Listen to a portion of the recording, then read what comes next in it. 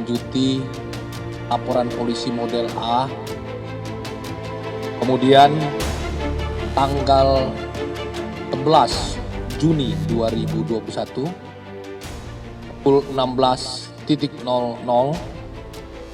Unit 5 Tindak Pidana Siber Ditkrimsus Polda Metro Jaya telah mengamankan Saudara L terkait dengan dugaan tindak pidana menyebarkan berita bohong. Dr. L telah menyebarkan berita bohong dan atau menyiarkan berita atau pemberitaan bohong dengan sengaja yang dapat menimbulkan keonaran di kalangan rakyat dan atau menghalangi pelaksanaan penanggulangan wabah penyakit menular yang ia lakukan di beberapa platform media sosial. Ketua Asosiasi Dosen Hukum Kesehatan, Dr. M. Nasser, memberikan pandangannya mengenai kasus ini dari aspek hukum.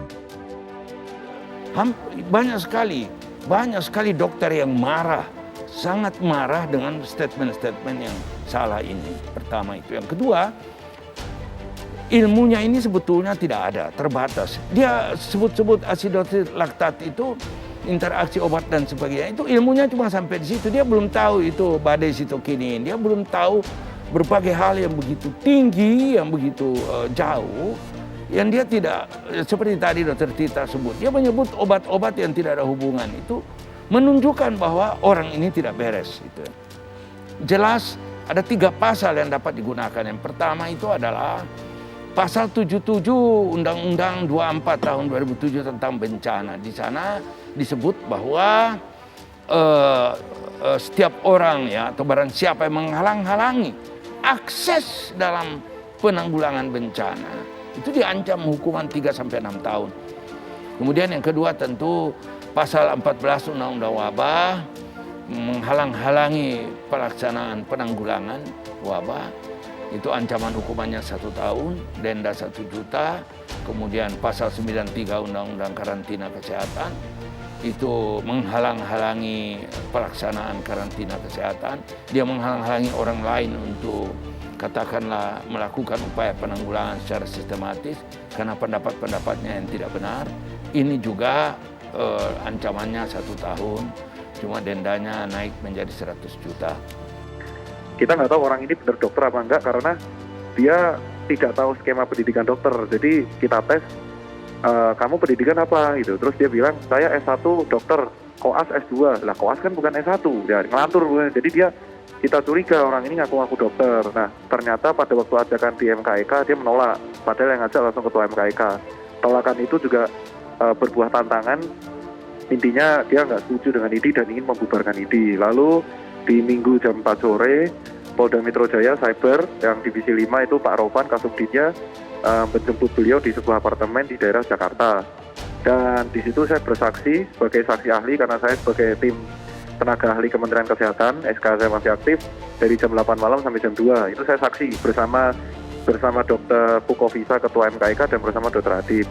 Nah pada tanggal hari ini saya diminta IDI mendapat surat rekomendasi untuk melaporkan yang bersangkutan atas penghinaan IDI. Kita sudah bantah, kan yang meninggal bukan hanya yang karena obat. Makanya kalau dia bilang yang meninggal karena obat salah besar, kan yang sembuh di Indonesia banyak banget.